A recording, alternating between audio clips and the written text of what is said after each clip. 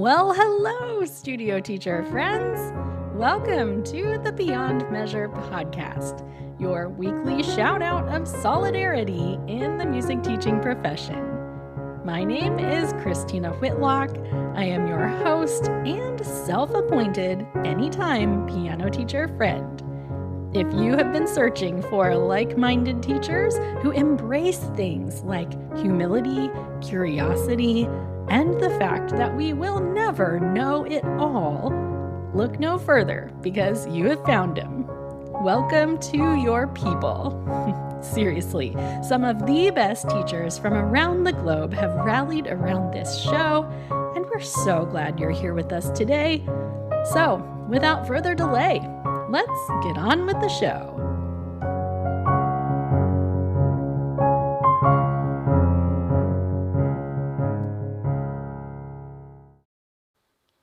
Today, my friends, I thought I would take a break from my usual kind of content here and share with you a fun little Thanksgiving week activity you can enjoy with your studio. Here in the US, we are coming up on the Thanksgiving holiday, so this is timely. And even if you do not live in the US, as many of you do not, I still think there are elements of this challenge that are going to appeal to you. You're a creative group of people. I trust you. Much like my December performance challenge that many of you know and love, the beauty of today's Thanksgiving challenge is its flexibility. It is endlessly customizable. You can take this as far and as deep as you want, or it can be super casual. Whatever works for you. At the heart of this challenge is the age-old question that many of our students ask us this time of year: where is the Thanksgiving music? Don't we always have at least one student who shows up asking why there are no Thanksgiving songs? For the record, Over the River and Through the Woods is technically a Thanksgiving song, so sometimes I try to appease students with that selection, but more often than not, that does not give them what they're looking for. Over the past several years, my solution has been to ask them to create their own Thanksgiving music. Sure, we could spawn an entire composition project around this theme, but that feels like a lot this time of year, doesn't it? I know I'm already feeling the holiday pressures starting to build, and I don't think a studio-wide composition project is exactly what the doctor has ordered right now. So, my solution is this. We write new lyrics to existing songs. Lest you think this is just some kind of novelty or time filler, allow me to explain my obsession with writing lyrics. One of the most fundamental experiences we have with rhythm in real life is through language. We speak in rhythms. We read in rhythms. Thus, our experience with language really is one of the most effective paths towards rhythmic understanding that we can offer our students. Many of us do this intuitively.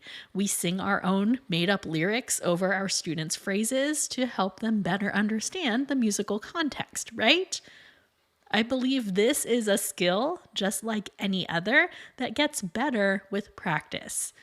The more you write silly lyrics to your students' music, the easier it gets.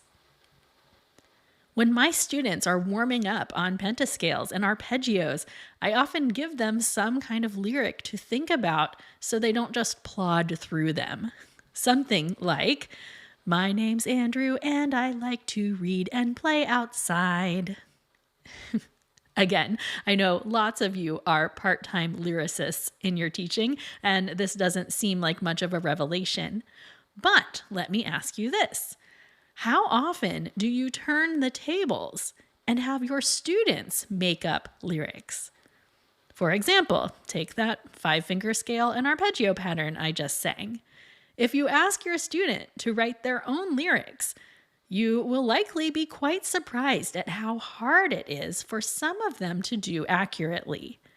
Students often try to cram too many syllables into not enough words, or they'll try to break a single syllable over multiple notes in ways that feel really awkward. My working theory is this: the more fluently a student can ad-lib lyrics to a phrase, the better and deeper their understanding of music. So that brings me back to this Thanksgiving challenge. Why not challenge your students to take an existing tune and write their own Thanksgiving-themed lyrics to it? Or, if you're not celebrating Thanksgiving, any other topic will do. I've done this in a lot of different ways.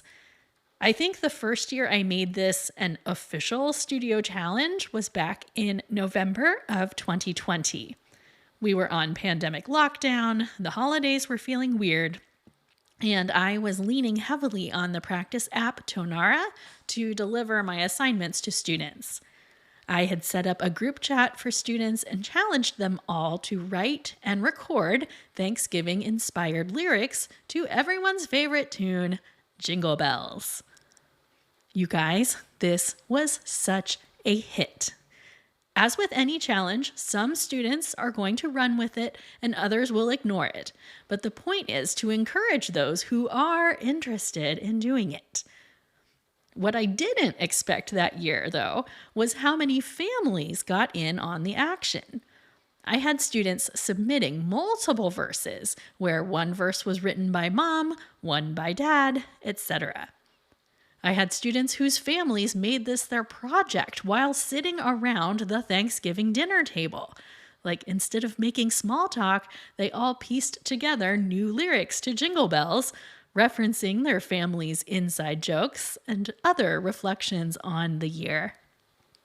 Some students submitted recordings of themselves playing and singing their new tune. Some students simply submitted photos of handwritten lyrics. I have one recording of a student playing Jingle Bells while his mom sang his original lyrics. And because he's quite a humorous little character, his word choices were, well, something. Hearing his lyrics come out of his mom's voice is still something I crack up about 4 years later. Now, are all of these things going to be masterpieces? Of course not. And when I receive a set of lyrics that is completely off kilter and barely singable with the tune, well, that's really helpful information. Hear me. Creative projects like this are not the time to make students feel like they did anything wrong. Don't go after your students for trying to say, like, Thanksgiving, Thanksgiving, it's my favorite meal of the year. Some will probably turn out like that.